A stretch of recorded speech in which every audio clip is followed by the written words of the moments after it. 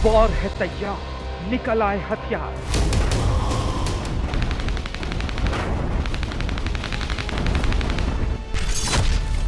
पाकिस्तान पर कितना बड़ा होगा प्रहार?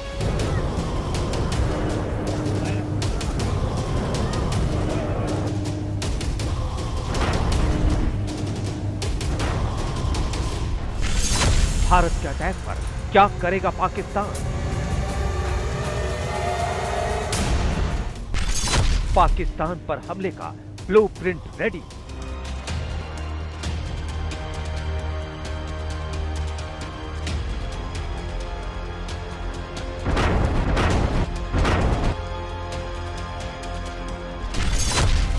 द वॉर गेम तक में आपका स्वागत है। मैं हूं राहुल कंवल। भारत के प्रधानमंत्री नरेंद्र मोदी साफ शब्दों में बोल चुके हैं कि वक्त आ गया है कि पाकिस्तान को ऐसा मुंहतोड़ जवाब दिया जाए कि पाकिस्तान की सेना, पाकिस्तान की आईएसआई और पाकिस्तान की जनता हमेशा ये याद रखे कि भारत में किसी भी आतंकवादी हमले का पाकिस्तान पर क्या खामियाजा होगा। तो आखिरकार ये मुंहतोड़ जवाब क्या हो सकता है? इस पर चर्चा करने के लिए हमने तैयार की है एक वॉर गेम। वॉर गेम क्या होती है? भारत की सेना, पाकिस्तान की सेना और तमाम थिंक टैंक्स में हर साल ये चर्चा होती है कि अगर भारत और पाकिस्तान के बीच में किसी तरह की जंग होती है तो वो क्या रूप ले सकती है, उसी को वॉर गेम कहते हैं। तो ऐसे तमाम वॉर कॉलेजेस में या फिर थिंक टैंक्स में जो वॉर गेम्स हुई हैं उनके आधार पे हमने आज तक के लिए खास तौर पे इस वॉर गेम को तैयार किया है, जिसके 7 स्टेज होंगे, जिसमें हम आपको बताएंगे कि अगर भारत की तरफ से कार्रवाई होती है तो पाकिस्तान की जवाबी कार्रवाई क्या हो सकती है। और जिस तरीके से हमने उरी में देखा, उसके बाद बालाकोट में देखा, ये जो अटैक और काउंटर अटैक का सिलसिला है क्या रूप ले सकता है। इस कार्यक्रम में शिरकत करने के लिए हमारे साथ 2 टीमें हैं। एक है ब्लू आर्मी, ये है भारत की आर्मी, और एक है रेड आर्मी जो है पाकिस्तान की आर्मी। इस कार्यक्रम में ब्लू आर्मी यानी भारत की आर्मी की भूमिका निभा रहे हैं लेफ्टिनेंट जनरल संजय कुलकर्णी। ये डायरेक्टर जनरल रह चुके हैं भारतीय इन्फेंट्री के। और इस कार्यक्रम के लिए रेड आर्मी यानी पाकिस्तान की सेना की भूमिका निभा रहे हैं। भारत के ही सेनानी हैं लेकिन इस कार्यक्रम के लिए रोल प्ले करने वाले हैं मेजर जनरल संजय मेसन और मेजर जनरल बिशंबर दयाल, 2 जाने माने रक्षा विशेषज्ञ जो कि इस कार्यक्रम में, ये वॉर कॉलेजेस में ट्रेनिंग के दौरान अक्सर इस तरह से रहता है, तो ये पाकिस्तान की भूमिका इस कार्यक्रम में निभाएंगे। आइए हम लोग शुरू करते हैं। कॉन्टेक्स्ट ये है, स्टेज ये है कि पाकिस्तान की सेना ने पहलगाम में एक बड़े अटैक को अंजाम दिया है, आतंकवादियों ने किया। भारत की खुफिया एजेंसियों को लग रहा है कि जनरल आसिम मुनीर जो कि पाकिस्तान के सेना अध्यक्ष हैं, उनकी रजामंदी के बाद ये अटैक हुआ, और भारत को ये लग रहा है कि इस अटैक में हो सकता है कि पाकिस्तानी सेना के पूर्व जवान शरीक थे। और भारत के प्रधानमंत्री ने साफ साफ कह दिया है, मैं एक छोटा सा अंश प्रधानमंत्री मोदी ने जो बिहार में भाषण दिया उसका दिखाऊंगा, जिसमें उन्होंने क्लियर कर दिया है कि जवाब होगा। तो ये जवाब क्या हो सकता है उस पर चर्चा करेंगे, वॉर गेम खेलेंगे, लेकिन उससे पहले सुन लेते हैं भारत के प्रधानमंत्री श्री नरेंद्र मोदी को। ये हमला सिर्फ निहत्थे पर्यटकों पर नहीं हुआ है, देश के दुश्मनों ने भारत की आत्मा पर हमला करने का दुस्साहस किया है। मैं बहुत स्पष्ट शब्दों में कहना चाहता हूं, जिन्होंने ये हमला किया है उन आतंकियों को और इस हमले की साजिश रचने वालों को उनकी कल्पना से भी बड़ी सजा मिलेगी। सजा मिलकर के रहेगी।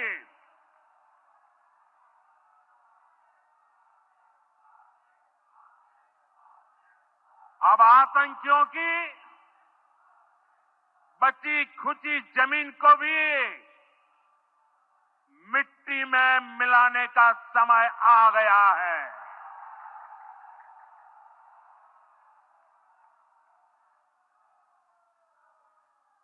एक सौ चालीस करोड़ भारतीयों की इच्छा शक्ति अब आतंकी आकाओं की कमर तोड़ कर रहेगी।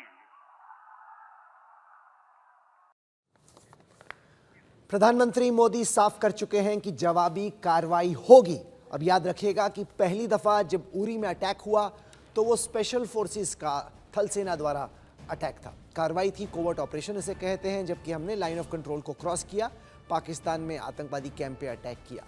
उसके बाद भारत ने चुना एयरफोर्स का अटैक बालाकोट में, जहां पे हमने टेरर कंपाउंड्स पे अटैक किया। तब लाजमी तौर पे अगर थल सेना इस्तेमाल हो चुकी है, वायुसेना का इस्तेमाल हो चुका है, तो क्या इस बार कुछ अलग किया जाए? क्योंकि सेम चीज़ रिपीट करेंगे तो पाकिस्तान तैयार है। इसलिए हो सकता है, ऐसा होगा नहीं हम कह रहे हैं, लेकिन चूंकि हम सिनारियोज को देख रहे हैं तो हो सकता है कि इस बार नौसेना का इस्तेमाल किया जाए। तो वेस्टर्न नेवल फ्लीट की किसी डिस्ट्रॉयर से भारतीय नौसेना को आदेश दिया जाता है कि कराची के नज़दीक जो आतंकवादियों के ठिकाने हैं, याद कीजिएगा कि 26/11 के हमले के दौरान भी जो कमांड सेंटर था वो कराची के ही नज़दीक था, तो वहाँ पे कई सारे टेरर आउटफिट्स हैं, उन पर इस बार ब्रह्मोस जैसी मिसाइल से हमला किया जाता है। ये है स्टेज 1, भारत का जवाबी हमला।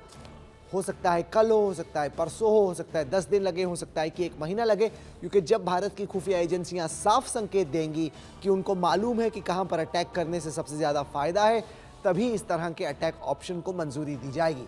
तो यहाँ पे नौसेना के डिस्ट्रॉयर से अटैक किया जाता है कराची की तरफ, कराची के नज़दीक, कराची शहर के बाहर जो टेरर कॉम्पाउंड्स हैं वहाँ पर स्टेज 1 में भारत का ये शुरुआती हमला होता है। तो ये है भारत का स्टेज 1। लाजमी तौर पे इसको देख के पाकिस्तान परेशान है, क्योंकि वो इंतज़ार कर रहा था कि हो सकता है कि स्पेशल फोर्सेस का अटैक हो सकता है एयरफोर्स का अटैक हो। इस बार नौसेना को अगर इस्तेमाल किया जाए तो पाकिस्तान का जवाब क्या हो सकता है? फ़ौरन कराची के इर्द गिर्द जितने भी उनके एयर एसिड्स हैं, जो उनके विमान हैं, फाइटर जेट्स हैं, उनको मुस्तैद किया जाता है, तैयार किया जाता है और उनको आकाश में भेजा जाता है दिखाने के लिए कि हमारी जो वायुसेना है वो एकदम तैयार है भारत के किसी भी अटैक के लिए।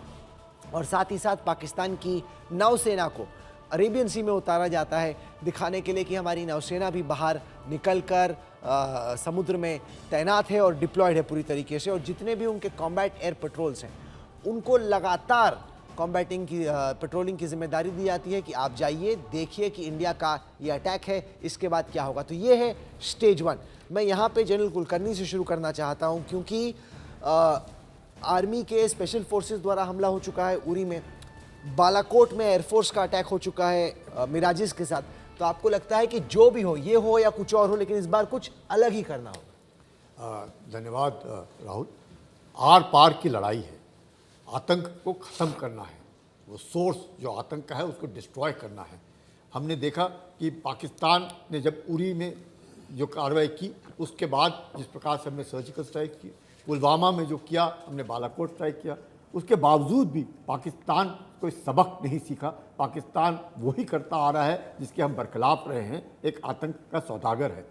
अब अगर हमने उनकी, जैसे प्रधानमंत्री कह रहे हैं, हमने उनको मिट्टी में मिलाना है अब। और जो सूत्रों से पता चल रहा है कि क्योंकि जो लॉन्च पैड थे वहाँ से हट करके आतंकी जो हैं कहीं ना कहीं हाइड आउट जो कराची के पास है वहाँ हैं, अगर उधर हैं तो अपना जो नौसेना का है कंप्लीट जो वहाँ से उसको ब्लॉकेट करके और उस बेवड़े अपना पूरा जो नौसेना का कंप्लीट ये है उससे वहाँ से लॉन्ग डिस्टेंस से सुपरसोनिक मिसाइल से जो आतंकी जो वहाँ पे जो लॉन्च पैड्स हैं या जहाँ छुपे हुए हैं उनको बर्बाद करना है।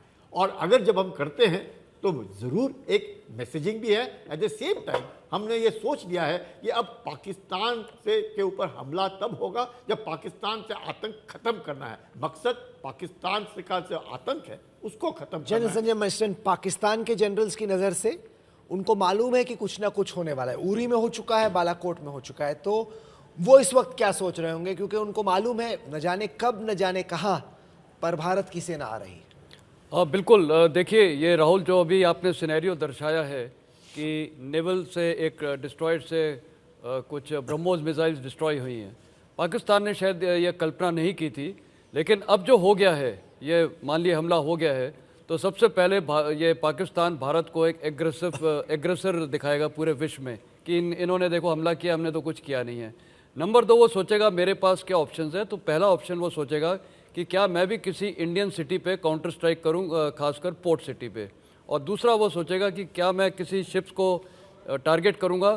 तो अब इस असमंजस में वो रहेगा और उसको ये भी पता है कि अगर मैं कुछ ऐसी कार्रवाई करता हूं तो एस्केलेट हो जाएगा। तो वो अपने, जैसे आपने सिनेरियो में बताया, एयरफोर्स और पानी के जहाज़ को आगे भेज देगा। मेरे को लगता है वो इस स्टेज पे एस्केलेशन नहीं करना जाएगा, पर विश्व में पूरा प्रोपेगेंडा करेगा कि भारत ने पाकिस्तान में हमला कर दिया है और हमें चोट पहुंचाई है, जबकि हमने तो कोई गलत काम किया नहीं है। भारत को वो एक एग्रेसर दिखाएगा। तो इस प्रकार का प्रोपेगेंडा वॉरफेयर दिखाएगा। भारत की पहली चाल, पाकिस्तान का जवाब। अब आते हैं स्टेज 2 पे, क्योंकि इस दफा प्रधानमंत्री मोदी ने कहा है कि जैसे उरी में अटैक हुआ, हमने कहा कि बस जो हमें कार्रवाई करनी थी हमने कर दी, अब इसके आगे नहीं।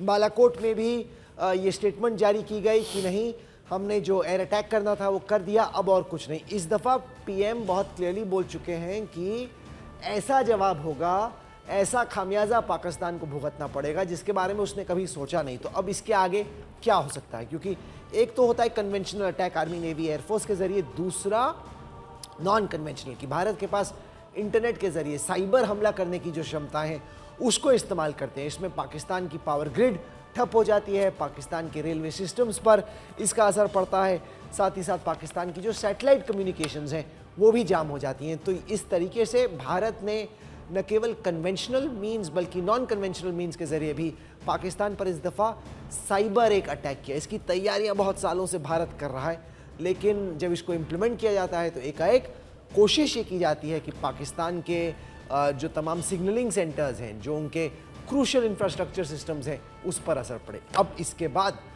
पाकिस्तान बहुत खफा है। तो पाकिस्तान के पास भी हैकर्स की सेना है, तो अपनी हैकर्स की सेना को तैनात कर देते हैं और भारत की कई सारी सरकारी वेबसाइट्स पर अटैक होते हैं, रेलवे सिस्टम्स पर अटैक होते हैं, बैंकिंग सिस्टम पर अटैक होते हैं, कुछ एटीएम उसके बाद ठप पड़ जाते हैं। ये मैं नहीं कह रहा कि ऐसा हो रहा है, मैं आपको बताने की कोशिश कर रहा हूँ कि अगर जंग छिड़ती है, अगर भारत का हमला होता है तो क्या कुछ हो सकता है, ताकि आपके पास एक तरीका हो सोचने का कि क्या हमें सोचना चाहिए कि आगे आने वाले दिनों में, हफ्तों में हो सकता है। तो इसमें एकाएक पाकिस्तान फिर जो ऑर्गेनाइजेशन ऑफ इस्लामिक कंट्रीज़ है यानी OIC, उससे राब्ता करता है, साथ ही साथ चीन से बातचीत करता है, अमेरिका को दिखाने की कोशिश करता है कि देखिए गैर वाजिब ये हमला पाकिस्तान की सरजमीन पर हिंदुस्तान ने कर दिया। तो वो विक्टिम कार्ड एक तरीके से खेलने की कोशिश करता है। चूँकि पीएम ने कहा, जनरल कुलकर्णी, कि इस बार कुछ अलग होगा, कुछ बड़ा होगा, कुछ ऐसा होगा जो पाकिस्तान ने सोचा नहीं, तो ये बात भी काफ़ी हद तक साफ है कि एक हमले से इस बार हम रुकेंगे नहीं। पिछली 2 दफ़ा हमने एक दफ़ा हमला किया उरी में, बालाकोट में, हमने बोला बस हमने जो करना था कर दिया। इस दफ़ा हो सकता है ऐसा ना हो। इसमें देखिएगा, पहले हमने काइनेटिक लेकिन कन्फाइंड ओनली टू जो उनके हाइडआउट्स थे कराची के पास, उनको बर्बाद करने की कोशिश की। सेकेंड, इसमें नॉन काइनेटिक यानी कि साइबर स्पेस, उनका communication network, rail network, bank, सब जगह, इवन रेडार्स को ब्लाइंड करना, इसके ऊपर अब जोर दिया जाएगा। जिससे कि अगर वो पाकिस्तान समझ रहा है कि पहले इसमें ही भारत ने साफ कर दिया है कि जिस प्रकार से कराची हार्बर की घेराबंदी, और उसके बाद अब नॉन काइनेटिक जिसमें साइबर स्पेस सारा इस्तेमाल करके पाकिस्तान को फिर आगाह किया जा रहा है, उसके पूरा rail network, communication network, banks, military setup, सब कुछ उसका जब जैम हो जाता है, तब पाकिस्तान को लगता है कि वाकई भारत जो है ज़बरदस्त प्रेशर डाल रहा है और मैसेजिंग नहीं है, ये एक हमला है काइनेटिक एंड नॉन काइनेटिक दिखाने के लिए कि अब हद हो गई। अब अगर अभी भी पाकिस्तान सुधरने को तैयार नहीं है तो इसके बाद और भी। जनरल दयाल, इस बीच में पाकिस्तान और ISI की कोशिश ये है कि जितने भी बड़े आतंकवादी हैं, जितने ISI के अधिकारी हैं जिन्होंने इस अटैक को अंजाम दिया, उनको गायब कर दो, सेफ हाउसेज में डाल दो, शहरों में डाल दो, गाँव में डाल दो, सिविलियन आबादी के बीच में डाल दो, ताकि भारत की एजेंसियों को, सेनाओं को कुछ मिले ही ना अटैक करने के लिए।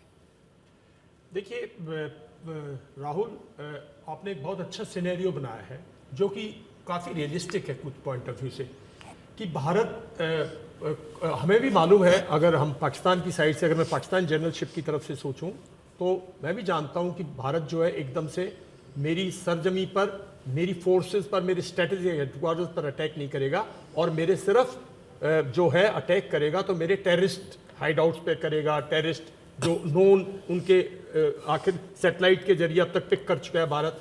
तो ये जो भारत ने सरप्राइज किया, और BrahMos is a surprise weapon क्योंकि वो दूर से एक फायर हुआ, तो एक बार तो एक बार तो पूरी हलचल मच जाएगी ना। एक बार तो मेंटल जो प्रेशर है, जो स्ट्रैटेजिक प्रेशर है, वो एकदम से पूरी कमांड पे आएगा। इसको रिस्टोरेशन करने में थोड़ा टाइम लगेगा, लेकिन पाकिस्तान के पास भी ड्रिल्स हैं, हमें मालूम होना चाहिए। और पाकिस्तान क्योंकि ड्रिल्स हैं, टेररिज्म को तो वो, टेररिस्ट को तो वो छुपाएगा, लेकिन अब उसको पता है कि लड़ाई आपके ग्राउंड पे आ चुकी है। आखिर आपने क्रॉस बॉर्डर किया है, उनके शहर में फायर किया है, जरूरी नहीं सिर्फ टेररिस्ट हाइड आउट हो, और भी डैमेज होगा। तो इस टाइम पे पाकिस्तान जो है not only cyber counter cyber करेगा, पाकिस्तान हमें प्रिपेयर्ड रहना चाहिए, स्लीपर सेल्स को अपनों को एक्टिवेट करेगा। स्लीपर सेल्स हमारे रेलवे स्टेशन पर सिर्फ यही नहीं जो हम सोच रहे हैं कि हमें साइबर अटैक से करेगा, हो सकता है फिजिकली डैमेज करे, हो सकता है हमारे हमारे भी जो पावर सेंटर्स हैं, जैसे जहाँ से हमारी पावर डिस्ट्रीब्यूशन है, हमारी इलेक्ट्रिसिटी डिस्ट्रीब्यूशन है, हमारे RBI वगैरह की वो है, हो सकता है वो वहाँ पे अपने स्लीपर सेल के जरिए फिजिकल डैमेज भी करे। तो एज ए जनरल पाकिस्तान इसमें एक्सपर्ट है, और मैं मानता हूं कि इसका हमें उनके साइबर से ज्यादा जो उनके स्लीपर सेल्स हैं उनका डेंजर ज्यादा है इस स्टेज पर, और वो एक्टिवेट करें। आइए अब हम आते हैं स्टेज 3 पर, क्योंकि PM मोदी ने कहा कि ऐसा हमला होगा जो पाकिस्तान हमेशा के लिए याद रखेगा। तो हो सकता है कि यहाँ पर ही चीज़ें ख़त्म ना हो, और भारत की सेना के लिए भी बहुत ज़रूरी है और भारत की जनता के लिए भी कि कुछ ऐसा हमें शिकार मिले जिससे ये दिखाया जा सके कि ये है सरगना जिसको हमने मार गिराया। तो ऐसे स्टेज 3 में भारत आर्मी के स्पेशल फोर्सेस के पैरा कमांडोज के ज़रिए हवाई हेलीकॉप्टर जो लड़ाकू हेलीकॉप्टर्स हैं, अटैक हेलीकॉप्टर्स, उनके ज़रिए पंजाब सेक्टर में एक हमला बोलता है। यही हमला अमेरिकी आर्मी ने सील्स के ज़रिए किया था इस्लामाबाद के नज़दीक एबटाबाद में। लेकिन अब सवाल यह है कि क्या इस तरीके के अटैक को हम अंजाम दे सकते हैं, उसमें मैं पूछूंगा अपने विशेषज्ञों से। लेकिन इसमें यह है कि हमने किसी को आइडेंटिफाई किया, मान लीजिए हफीज़ सईद, सैयद सलाउद्दीन, मसूद अजहर, कोई ऐसा टेरर मास्टरमाइंड जो हमें मालूम है कि किस सेफ हाउस में छिपा है, उस पर भारत के अटैक हेलीकॉप्टर्स से कमांडोज के ज़रिए अटैक होता है और फिर हम वहीं से इन कमांडोज को वापस लेके आ जाते हैं। इसको कामयाबी से किया जाए, इसके लिए सुनिश्चित करने की ज़रूरत है कि पाकिस्तान के जो एयर डिफेंस हैं उस वक्त पे इमोबिलाइज हो जाएं, ताकि वो काम ना कर पाए, ताकि हमारा हेलीकॉप्टर जा पाए और फिर बाहर भी आ पाए। अब पाकिस्तान का गुस्सा बहुत ही बढ़ने लगता है। ऐसे में पाकिस्तान तोपखाने यानी आर्टिलरी के ज़रिए लाइन ऑफ कंट्रोल में लगातार अब आर्टिलरी फायरिंग, मोटा फायरिंग, भारी बमबारी शुरू कर देता है। ऐसे में ख़ासतौर से उरी के नज़दीक जो गांव हैं, पुंछ सेक्टर के जो गांव हैं, उन पे प्रभाव पड़ता है और वहाँ के लोग परेशान होते हैं जिन्हें गांव से हटना पड़ता है, क्योंकि यहाँ पर बड़ा क्लियर हो जाता है कि भारत का बड़ा हमला था और पाकिस्तान को अब कुछ दिखाना है जिसमें लाइन ऑफ कंट्रोल पर बहुत भयंकर ये फायरिंग होती है। जनरल कुलकर्णी, अमेरिका की नेवी, अमेरिका की सील्स ने इसको दिया अंजाम, पर उस वक्त पे पाकिस्तान ये एक्सपेक्ट नहीं कर रहा था कि एबटाबाद में अटैक हो जाएगा। इस तरह का हमारे पास ये अपाचीज हैं अटैक हेलीकॉप्टर्स करने के लिए, लेकिन फ़र्क ये है कि इस बार सरप्राइज एलिमेंट मिसिंग है। बिल्कुल राहुल, यही एक प्रॉब्लम है कि सरप्राइज नहीं है, और प्लस इंसर्शन और उनका एक्सप्लिकेशन में दिक्कत होने की परेशानी हो सकती है। चाहे of course is the finest option कि स्पेशल फोर्सेस को लॉन्च किया जाए, लेकिन ऐसे माहौल में शायद, क्योंकि एवरीथिंग इज सरप्राइज नहीं है, सबको मालूम है क्या होने वाला है, उनका air defence is also active, plus along the LOC जो है सारे ट्रुप्स लगे हुए हैं, सब मालूम है। तो definitely one option is this, लेकिन we may have to choose yet another option जिसके द्वारा उनके जो ये आतंकी हैं जहाँ पर भी हैं उनको ठोकना, उनको मारना बहुत ज़रूरी है, स्पेशली मिलिटेंट लीडर। अगर आप देखें किस प्रकार से सुलेमानी को मारा, किस प्रकार से इजराइल ने हिजबुल्लाह की कंप्लीट लीडरशिप को खात्मा किया, मतलब कई एक ऑप्शन हम लोगों को सोचने पड़ेंगे कि किस प्रकार से उनके जो टेररिस्ट लीडरशिप है और टॉप नॉच लीडर्स हैं जो इस तरह के कार्रवाई करते हैं, प्लस आर्मी के जो उनके साथ मिले हुए हैं, उन सबको किस तरीके से उनको बर्बाद करना है, उनको किस तरीके से मारना है। और यूक्रेन की लड़ाई में अब ये केवल इन्फेंट्री और आर्टिलरी की लड़ाई नहीं है, यहाँ पे अब आर्म ड्रोन्स और अनमैन्ड एरियल व्हीकल्स भी इस्तेमाल होने लगे हैं। ड्रोन तो खैर तमाम जो लोग देख रहे हैं वो जानते हैं, तो आर्मी के स्वॉर्म ड्रोन्स होते हैं कि ढेरों ड्रोन्स को एक साथ उड़ा दिया जाता है इस उम्मीद में कि कुछ तो ड्रोन्स पाकिस्तान के एयर डिफेंसेस को भेजते हुए भीतर पहुंचेंगे। अटैक ड्रोन्स हैं, यानी कि उनसे हमला हो सकता है और वो उनको मालूम है कि कहाँ पे अटैक करना है और ढेरों ड्रोन फिर अटैक करते हैं। इसमें फ़ायदा यह है कि आपको जवान को या अफसर को उतारने की ज़रूरत नहीं है, सीधा हमला ड्रोन से ही हो जाता है और उसमें कुछ ड्रोन्स के घुसने की चांसेस ज़्यादा रहती हैं और नुकसान के चांस कम रहते हैं। ड्रोन इतने महंगे होते भी नहीं हैं। और इसी तरीके से लॉन्ग रेंज या मीडियम रेंज हमने एक अनमैन्ड एरियल व्हीकल उतारा, उससे हमने बड़ा प्रिसाइज अटैक किया जब हमें मालूम हो कि अटैक कहाँ पे भागे भारत को करना है। तो ये है भारत का स्टेज 4। इसको कामयाबी से करने के लिए हमें पाकिस्तान का जो रेडार कम्युनिकेशन है उसको भी जैम करने की ज़रूरत है। फिर पाकिस्तान का इस पर क्या रिस्पॉन्स होगा, तो ये है स्टेज 4 में पाकिस्तान का जवाब, जिसमें वो अपने अमेरिकी जेट्स F-16s को उतारते हैं, अपने चाइनीज़ फाइटर जेट्स JF-17s को उतारते हैं और वो एक तरीके से सिग्नल करते हैं कि अगर आप आए तो हमारे जो फाइटर एयरक्राफ्ट्स हैं वो आपको मुंह तोड़ जवाब देंगे। इसके अलावा फाइटर जेट्स को डिप्लॉय किया जाता है कुछ भारत के ड्रोन्स को अटैक करने के लिए, कुछ अनमैन्ड एरियल व्हीकल्स को गिराने के लिए, इनमें भी इस्तेमाल होता है। और साथ ही साथ पाकिस्तान की जो सबमरीन क्षमता है, आपको याद रखना होगा कि पिछले कई सालों में चीन की मदद से पाकिस्तान ने अपनी सबमरीन कैपेबिलिटीज़ को काफ़ी बढ़ा लिया और सबमरीन चूँकि पानी के अंदर बहुत देर तक डूबी रहती है, उनको पकड़ना रेडार के लिए आसान नहीं है, तो उनको उतार दिया जाता है अरेबियन सी में एक खतरे के तौर पे कि हम कभी भी सबमरीन का इस्तेमाल कर सकते हैं और नौसेना के किसी जहाज़ को गिरा सकते हैं। कम से कम पाकिस्तान इस तरीके से सोच रहा है। और इस वॉर गेम में होता यह है कि पाकिस्तान एक मिसाइल भी फायर करता है, लेकिन वो नौसेना के जहाज़ पे नहीं गिरता, वो नज़दीक गिरता है ये सिग्नल करने के लिए कि हम आपके नेवी डिस्ट्रॉयर्स को, फ्रिगेट्स को अटैक कर सकते हैं। और अगर बार बार अटैक होता है तो भारतीय नौसेना भी जागरूक हो जाती है और वो कुछ जो मिसाइल्स अंदर आ रही हैं उनको रोकने में फिर कामयाब होता है। तो ये कुल मिला के स्टेज 4 है।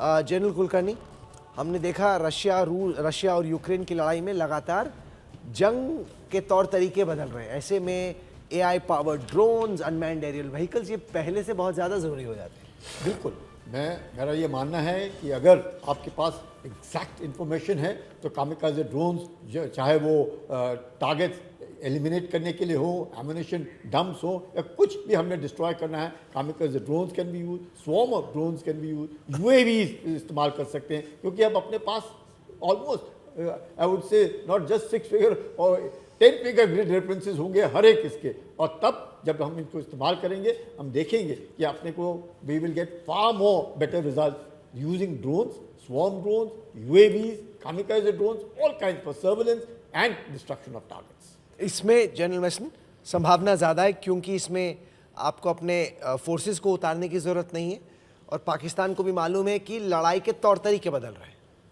बिल्कुल, देखिए ये एक बहुत सरप्राइज एक्शन पाकिस्तान के ऊपर रहेगा, पाकिस्तान की सेना के ऊपर। ये भी एक बहुत बड़ा सरप्राइज एक्शन से वो थोड़ा घबराहट तो होगी क्योंकि इतने लार्ज नंबर ऑफ ड्रोन्स गए हैं। तो जाहिर है जैसे आपने सिनेरियो में दर्शाया है कि पाकिस्तान अपने ये जेट्स को स्क्रैम्बल करेगा और कोई ना कुछ ड्रोन्स को तो अटैक करने की कोशिश करेगा, बर्बाद करने की। और अगर उसका डिब्री या मलबा गिर जाता है तो वो बहुत एक बड़ा इंटरनेशनल पब्लिसिटी होगी। पाकिस्तान को देखिए अपनी आवाम को, अपनी पॉलिटिकल लीडरशिप को दिखाना है कि वो भी कुछ ताकतवर है, तो वो एक मलबा का वो पूरा प्रोपेगेंडा करेगा। ये हमने इंडियन ड्रोन को दिखा दिया है और जो भी डैमेज होता है उसका भी काउंटर प्रोपेगेंडा करेगा कि कुछ नहीं हुआ, ये सिर्फ एक दिखावा था, इंडियन ड्रोन्स आए कुछ नहीं करके गए, लेकिन हमने देखो उनका ड्रोन कर दिया। जैसे भी आपने देखा हूती रिबल्स वो दिखा रहे हैं कि हमने अमेरिका का प्रेडेटर ड्रोन को डाउन कर दिया है। तो इस प्रकार की हरकतें करेगा, पर ये अच्छा एक ऑप्शन है भारत के लिए। जनरल दयाल, किस तरह की तैयारी है पाकिस्तान की कि भारत का अगर ड्रोन अटैक होता है, अनमैन्ड एरियल व्हीकल्स का अटैक होता है, अनमैन्ड एरियल व्हीकल यानी उस तरह के जहाज जिसमें कोई चालक नहीं होता, तो ये अनमैन्ड इसलिए अनमैन्ड है, उनको कंट्रोल किया जाता है बेस से, लेकिन वो उसी तरह का काम करते हैं जो कि फाइटर जेट्स करते हैं, लेकिन कम स्पीड पे और कम रेंज पर। पाकिस्तान की तैयारियां क्या है इस तरह की? राहुल, बहुत अच्छा सवाल है क्योंकि लड़ाई कुछ इस तरह ही अनफोल्ड होगी। लेकिन एक बात का ध्यान रखना कि पाकिस्तान ने पिछले 6-8 महीने में टर्की के साथ इतनी कॉपरेशन की है एंटी UAV सिस्टम्स पे कि वो इसमें मुझे तो लगता है कहीं पैरेलल है। मतलब अगर मैं पाकिस्तानी डेविल करूंगा तो मैं ये कहता हूं कि हम उसमें इक्वल हैं, बल्कि हमारी एंटी कैपेबिलिटी पाकिस्तान से हिंदुस्तान से बेटर है। दूसरा, एक ये इंडिया सीक्वेंशियल वॉर लड़ रहा है। सीक्वेंशियल वॉर में हमारी जनरलशिप पर वो प्रेशर नहीं है जो साइमल्टेनिटी ऑफ वॉर में हो सकती है। तो सीक्वेंशियल वॉर में एक ये भी चीज ध्यान रखना है आपको कि हम यहां जो हमारे टेररिस्ट थे, हमने पिछले 6 महीने में बांग्लादेश में इसलिए इन्वेस्ट नहीं किया है कि हम सिर्फ यहां रखेंगे, हम वहां बांग्लादेश की फोर्सेस हमारी मदद नहीं करेंगी। लेकिन ये कुछ टेररिस्ट ग्रुप जो टेररिस्ट लीडर्स हैं, आपको हम सरप्राइज देंगे। हम हो सकता है जैसे ही आप फर्स्ट स्ट्राइक करें, हम इसमें से कुछ एलिमेंट को दोबारा एक्सप्लिटेट करके पाकिस्तान से बांग्लादेश में इन्फिल्ट्रेट करके आपके ईस्टर्न फ्रंट पर कुछ ऐसी हरकतें करें जैसे आपको ऐसे लगे कि बांग्लादेश कुछ कर रहा है।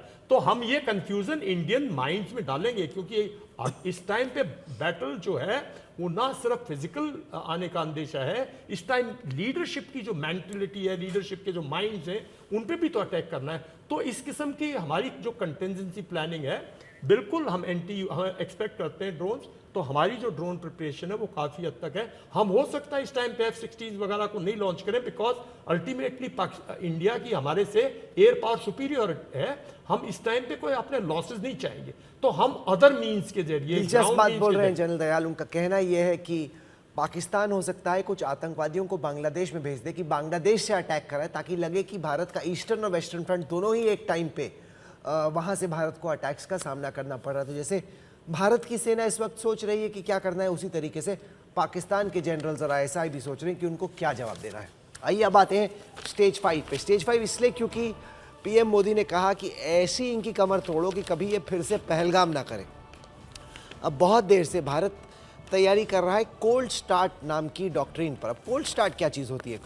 क्योंकि साधारण तौर पे जब हमारी सेना अपने बेस में होती है तो उसको मोबिलाइज करने में, बॉर्डर पे ले जाने में, तैयार करने में वक्त लगता है। कोल्ड स्टार्ट एक ऐसी मिलिट्री डॉक्ट्रिन है जिसके तहत हमारे जो आर्मर्ड व्हीकल्स हैं या आर्मर्ड पर्सनल कैरियर्स हैं, मैकेनाइज्ड इन्फेंट्री है, उसको इमीडिएटली ऐसी चीज़ें जो कि पहियों पे चलती हैं, जो चलना ना पड़े, पहियों पे फटाफट उनको बॉर्डर की तरफ भेजा जाता है। तो भारत की डॉक्ट्रिन ये है कि पाकिस्तान की सीमा को क्रॉस करते हुए 15-20 किलोमीटर के किसी इलाके पे भारत जाके कब्जा कर ले और पाकिस्तान उसको रोक ना पाए, ताकि पाकिस्तान की सेना के लिए बड़ी शर्मिंदगी की बात हो जाए कि ये हिंदुस्तानी आ गए, हम इनको रोक ना पाए। अब हमारे सर पे आके हिंदुस्तानी सेना आके बैठ गई है। पाकिस्तान के लिए बेहद शर्मनाक बात होगी, और ये कहीं पे भी हो सकता है। राजस्थान सेक्टर में हो सकता है, गुजरात सेक्टर में हो सकता है, होने में पंजाब में हो सकता है, होने में जम्मू कश्मीर में कहीं हो सकता है। बट बेसिकली हम लोग गए और पाकिस्तान की सेना को पछाड़ते हुए पाकिस्तान के कुछ छोटे से हिस्से पे हमने जाके कब्जा कर लिया। ये है हमारी कोल्ड स्टार्ट डॉक्ट्रिन। इस पे ऑपरेशन पराक्रम के वक्त के बाद से लगातार काम चल रहा है। इस तरह की तैयारियां भारत की सेना करती रही है। अब ऐसे में पाकिस्तान क्या करेगा? तो स्टेज 5 में पाकिस्तान की जवाबी कार्रवाई क्या हो सकती है? अब पाकिस्तान निकालता है अपने परमाणु हथियार और ये गिदड़ धमकी देता है कि आपने हमारे साथ ऐसा किया, अब हम टैक्टिकल न्यूक्लियर वेपन्स का इस्तेमाल कर सकते हैं। टैक्टिकल न्यूक्लियर वेपन्स क्या होते हैं? एक होता है परमाणु बम, जैसा कि हिरोशिमा नागासाकी में दुनिया ने देखा। दूसरा होता है छोटा न्यूक्लियर बम, जिसको पाकिस्तान किसी सिविलियन पॉपुलेशन पर, किसी बड़े शहर पे नहीं उतारता, बल्कि उतारता है उस टैक्टिकल न्यूक्लियर वेपन को भारतीय सेना के किसी मिलिट्री इंस्टॉलेशन पे, ताकि ऐसा लगे हम तो आर्मी पे अटैक कर रहे थे, हमने कोई आम लोगों को तो नहीं मारा। ये अटैक होगा नहीं, लेकिन ये दिखाने के लिए तो पाकिस्तान के जो मिसाइल लॉन्चर्स हैं उनको फुल पब्लिक व्यू में डाल दिया था, ताकि भारत की सैटेलाइट जब आकाश में उड़ती है तो दिखता है अरे ये तो अपने न्यूक्लियर वेपन्स लेके तैयार खड़े हैं। पाकिस्तान की कोशिश जनरल कुलकर्णी ये होगी कि जल्द से जल्द वो ये धमकाने लगे कि अब हम, आप बहुत हो गया, अब हम अपने टैक्टिकल न्यूक्लियर वेपन्स आपके खिलाफ इस्तेमाल करने वाले। राहुल, हमने देखा कि हमने पहले स्टेज में घेराबंदी की, वहाँ पे कराची पोर्ट पे ब्रह्मोस का इस्तेमाल किया, उसके बाद साइबर, उसके बाद स्पेस, उसके बाद ड्रोन, और अब जब हम ग्राउंड ऑपरेशन में जब हमने इंटीग्रेटेड बैटल ग्रुप्स का इस्तेमाल किया, तो कहीं ना कहीं अब पाकिस्तान को लगा कि उसके अस्तित्व के ऊपर अब ज़बरदस्त खतरा है, और उसको देखते हुए हो सकता है ये पाकिस्तान कहीं ना कहीं धमकाने की कोशिश करे, इस्तेमाल करने की कोशिश करे या मूवमेंट दिखाने की कोशिश करे कि उनके पास जो टैक्टिकल न्यूक्लियर मिसाइल्स हैं जिनका रेंज तकरीबन 50 से 60 किलोमीटर है, उसको इस्तेमाल करने की वो धमकी देगा, जिससे कि कम से कम, क्योंकि अब पाकिस्तान के ऊपर ज़बरदस्त प्रेशर है सब जगह से, from the naval side, from the air and now ground operation, तो हो सकता है वो इस्तेमाल करने की कोशिश करे, क्योंकि अब वो चाहता है कि कहीं ना कहीं रुकने की, नहीं तो पाकिस्तान का अस्तित्व ही खतरे में पड़ चुका है। जनरल दयाल, ये है पाकिस्तान का तुरुप का पत्ता कि ये धमकाओ, क्योंकि दुनिया का कोई देश नहीं चाहेगा कि भारत और पाकिस्तान के बीच में न्यूक्लियर हमला हो जाए, तो वो धमकी देगा कि हम आगरा को नहीं मारेंगे, जयपुर को नहीं मारेंगे, हम अटैक करेंगे आपके किसी मिलिट्री कैंप पे, वो न्यूक्लियर अटैक होगा। राहुल देखिए, ये एक रियलिटी है और इसको अगर भारत प्रिपेयर्ड नहीं है ना, तो ये एक रियलिटी है, और इसको मैं कैसे अनफोल्ड करेगा, मैं एक इमेजिनेशन देता हूं।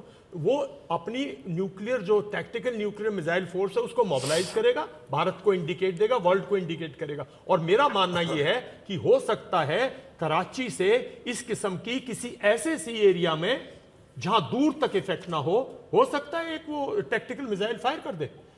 आखिर सी बहुत बड़ा है, फ्रॉम कराची से बॉम्बे तक इतनी स्पेस है, आप कह रहे हो समुद्र में गिरा दे? बिल्कुल गिरा दे, ताकि भारत को क्योंकि उसको मालूम है कि सिर्फ सेबर रेटलिंग से भारत नहीं डरेगा, सेबर रेटलिंग से भारत नहीं जाने वाला। तो एक इस किस्म का वो ऐसे इलाके में जहां उसको लगता है कि ज्यादा डैमेज नहीं होगा, दुनिया में हाहाकार नहीं मचेगी, दुनिया पाकिस्तान के खिलाफ नहीं खड़ी होगी, वो एक इस किस्म की जगह डालेगा। चाहे वो उसकी प्रॉब्लम ये है कि अब तक वो टैक्टिकल मिसाइल्स अपने शिप से, अपनी सबमरीन्स वगैरह से लॉन्च नहीं कर पा रहा। एक्चुअल में उसकी टैक्टिकल मिसाइल जो है वो अभी ग्राउंड बेस्ड है और थोड़ी एरियल बेस्ड है, तो वो किसी जगह करेगा, मेरा मानना ये है, ताकि, और हम करेंगे ये बात। अगर मैं पाकिस्तान में हूं, अगर मैं पाकिस्तानी जनरल हूं, तो मैं 100% ये करूं, दुनिया को मैसेज जनरल है, अगर मैं 100% करूं, क्योंकि मेरे अस्तित्व का खतरा है। ठीक है, अब लाजमी तौर पे भारत भी नहीं चाहता कि जंग लगातार चलती रहे, भारत को सबक सिखाना था।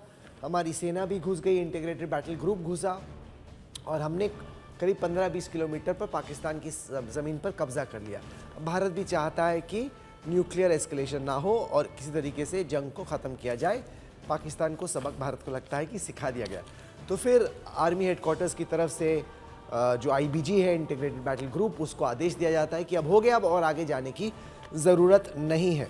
लेकिन ये सिग्नल करने के लिए कि अगर आप अपने टैक्टिकल न्यूक्लियर वेपन्स निकालोगे तो भारत भी अग्नि 2 मिसाइल निकालता है, इंटरमीडिएट बैलिस्टिक रेंज मिसाइल है, जिसका हम लोग परीक्षण करते हैं, टेस्ट करते हैं। पाकिस्तान पे फायर नहीं करते, लेकिन दिखाते हैं कि अगर आपने अटैक किया तो देख लीजिए हमारे पास भी अग्नि 2 मिसाइल है, आपके किसी भी शहर को ये नेस्तनाबूद कर सकती है। भारत भी अपनी जो न्यूक्लियर फोर्सेज हैं उसको हाई अलर्ट पे डाल देता है ऐसे सिनारियों में, और अपने जो एयर एसेट्स हैं, यानी जो हमारे लड़ाकू विमान हैं, उनको किसी एक हवाई अड्डे पे रखने के बजाय अलग अलग हवाई अड्डों पे बिखेर देता है, ताकि अगर पाकिस्तान का कोई हमला होता है तो ऐसा ना हो कि हमारी जो नई रफेल की फ्लीट है या फिर जो मिराज 2000 है या सुखोई 30M के आए हैं वो एक ही साथ डिस्ट्रॉय हो जाए। तो उनको अलग अलग एयर बेसिस पे फटाफट भेज दिया जाता है। तो ये है स्टेज 6 भारत की नज़र से। जब ऐसा भारत करता है तो पाकिस्तान में जो जनरल्स बैठे हैं उनका नज़रिया क्या होगा? पाकिस्तान भी वाकई में नहीं चाहता कि कोई टैक्टिकल न्यूक्लियर वेपन इस्तेमाल हो, क्योंकि अगर हुआ तो भारत की न्यूक्लियर डॉक्ट्रिन ये कहती है कि हम पाकिस्तान के देश का वजूद ही हमेशा हमेशा के लिए ख़त्म कर देंगे। ऐसे में पाकिस्तान को उम्मीद है कि चीन, अमेरिका, यूरोप ये सब हल्ला करने लगेंगे और भारत में प्रेशर बनेगा कि किसी तरीके का सीज़ फायर हो। चीन भी धमकी देता है कि चलो अब बहुत हो गया, अब आप इसको ख़त्म करो। और ऐसे में पाकिस्तान पंजाब सेक्टर में एक तरीके से सीज़ फायर की घोषणा कर देता है कि हमें जो करना था, जो दिखाना था, हमने कर दिया, अब इतना काफ़ी है।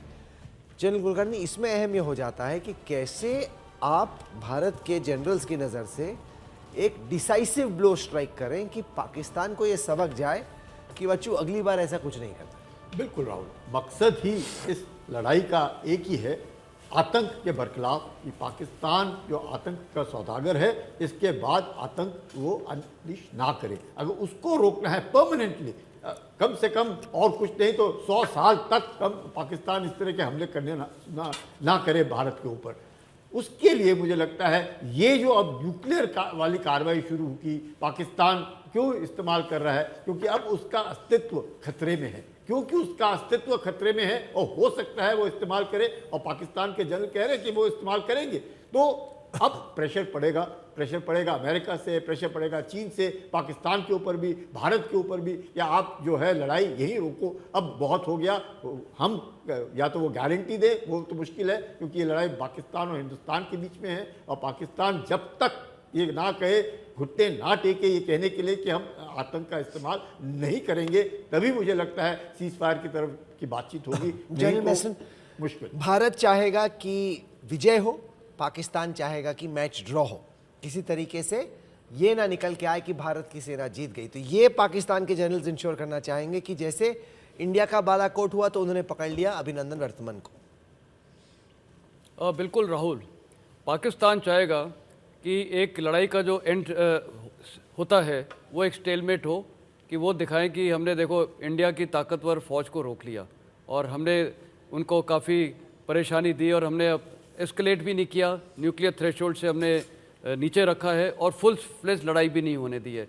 लेकिन राहुल, एक चीज़ ये है जो अभी आईबीजी की बात हुई है, देखिए पाकिस्तान सेना इस स्टेज पे अपनी न्यूक्लियर वेपन्स का डिस्प्ले नहीं करना चाहेगा। कारण ये है कि उसके पास इतनी आर्मर फॉर्मेशन है। मैं दर्शकों को बता दूं कि ये भी देखिए कि यहाँ पर भी दो जनरल हैं, एक जनरल मेस्टन है जो थोड़ा सेफ होके खेल रहे हैं और एक जनरल दयाल हैं जो ज्यादा अग्रेसिव होके खेल रहे हैं। जैसे क्रिकेट होता है नहीं, और पाकिस्तान की सेना में भी ऐसे रहता है कि अलग अलग सोच रहती है। सी राहुल, पाकिस्तान की जनरलशिप को भी समझने की कोशिश करो, उनके माइंडसेट को। द रेडिकल्स हैं वो काफी चीजों में बहुत इलॉजिकल हैं, और पर हर जनरल रेडिकल नहीं, वहां पे भी मेस्टन टाइप के जनरल हैं जो कि सेंसिबल भी हैं। वो उनकी चलते नहीं इस टाइम पे, उनकी चलते नहीं है इस टाइम पे। जब एक बार आपने कराची पे किसी किस्म का क्रॉस करके फायर कर दिया, तो मेरी बात का मैं जितना इंटरेक्ट किया उनके लोगों से इंडिया से बाहर, जब मैं मॉस्को में था, उनके मिलिट्री अटैचीज वगैरह से जब भी बात की है, उनके अंदर एक रेडिकल थॉट है जो कि अनप्रेडिक्टेबल है। तो वो उल्टा सीधा काम करेंगे। वो जब आते हैं जब उनको बिल्कुल ऐसा होता है कि उनको डिस्ट्रक्शन, जब तक उनकी आर्म फोर्सेज इंटैक्ट है, अभी तो उनकी पूरी मिलिट्री पावर इंटैक्ट है, कोई उनको डैमेज नहीं हुआ है, तो वो इस किस्म के रेडिकल थॉट्स है, मैं उनको एक्सप्रेस करने की कोशिश कर रहा हूं। तभी वो मैं कह रहा हूं बांग्लादेश भेज सकते हैं, हो सकता है कुछ किसी किस्म का कहीं एक्सपेरिमेंट ऐसा दिखा दे जो सेफ भी हो, दुनिया को मैसेज भी चला दे, तो रेडिकल इन थिंकिंग। तो क्योंकि उनकी आर्मी पूरी वन पीस अभी पड़ी हुई है, तो न्यूक्लियर भी दिखाने की कोई चेष्टा इसीलिए नहीं है, क्योंकि न्यूक्लियर जब वो यूज करेगा, जब उनकी सेना बिल्कुल कोलैप्स हो रही है, जब उसके आर्मर्ड फॉर्मेशंस ध्वस्त हो रहे हैं, तब वो न्यूक्लियर करेगा, दिखाना चाहेगा। सेना पे तो किया ही नहीं, वो तो ऐसी जगह करेगा तो वही जहां एक जैसे एक्सपेरिमेंट, जैसे एक डेमोन्स्ट्रेशन, कि आज तक उसने कहीं डेमोन्स्ट्रेट नहीं किया ना। जहां तक मेरा खुद का अंदाजा है वो ये कि पाकिस्तान दिखाना चाहेगा कि हम न्यूक्लियर वेपन इस्तेमाल कर सकते हैं, भारत को बैकफुट पर डालने के लिए, इस्तेमाल हो ना हो, लेकिन ये दर्शाया जाएगा कि देखिए आगे बढ़े तो हम न्यूक्लियर वेपन इस्तेमाल कर देंगे। अब आइए अब देखते हैं कि ये जंग खत्म कैसे होगी, ये जो पूरा एस्केलेशन का सिलसिला था ये कैसे विराम में आता है। भारत को भी लगा चलो हो गया, जो हमने सबक सिखाना था सिखा दिया, अब इसको एक्स्ट्रा कंटिन्यू करने की कोई ज़रूरत नहीं है। तो यहाँ पे भारत सीज़ फायर का ऐलान कर देता है, जो हमारे आक्रामक ऑपरेशंस हैं उनको रोक दिया जाता है, और पाकिस्तान भी सीज़ फायर को कबूल कर लेता है, क्योंकि लाजमी तौर पर आपको अटैक करना है, लेकिन अटैक इतना लंबा नहीं करना है कि वो फुल फ्लेजेड जंग में ही तब्दील हो जाए। तो आप चाहते हैं कि अटैक होके उस पर विराम भी आए। पाकिस्तान भी अपनी फोर्सेस को फिर बोलता है कि चलिए बेस में लौटिए, और जो नसर मिसाइल्स को डिप्लॉय किया जाता है फुल स्टेट में रेडी किया जाता है कि कभी भी अटैक हो सकता है, उनको भी डीमोबिलाइज किया जाता है कि बस ठीक है अब हो गया, यहाँ से अब आगे बढ़ने की ज़रूरत नहीं। इसी से जुड़ा हुआ है स्टेज 8 भी। आखिरी जो स्टेज है वो ये है कि बैक चैनल टॉक्स होते हैं दोनों देशों के बीच में, यहाँ पर डिप्लोमेट्स फिर इन्वॉल्व हो जाते हैं, और होता है कि चलिए इस मामले को, सिलसिले को यहीं पे ख़त्म किया जाए। इसमें चीन भी जुड़ता है, चीन भी जुड़ता है, अमेरिका भी जुड़ते हैं, और कुल मिला के कोशिश होती है कि भारत और पाकिस्तान के बीच में अब आके डी एस्केलेशन हो जाए। अब इसमें अहम यह है जनरल कुलकर्णी, भापना कि क्या इस पूरे सिलसिले में, जिसमें कुछ घंटे लग सकते हैं कुछ दिन लग सकते हैं, क्या पाकिस्तान को वो सबक सिखा दिया गया है कि नहीं? क्योंकि हमने उरी किया, हमने बालाकोट किया, कुछ दिन तक डिटरेंस इफेक्ट भी रहा कि पाकिस्तान डरा, लेकिन फिर पहलगाम हो गया। तो ये कैसे हम इंश्योर करें कि सबक हमेशा के लिए हो? ये बहुत ज़रूरी है राहुल, कि क्यों कि हमने सबक सिखाना है।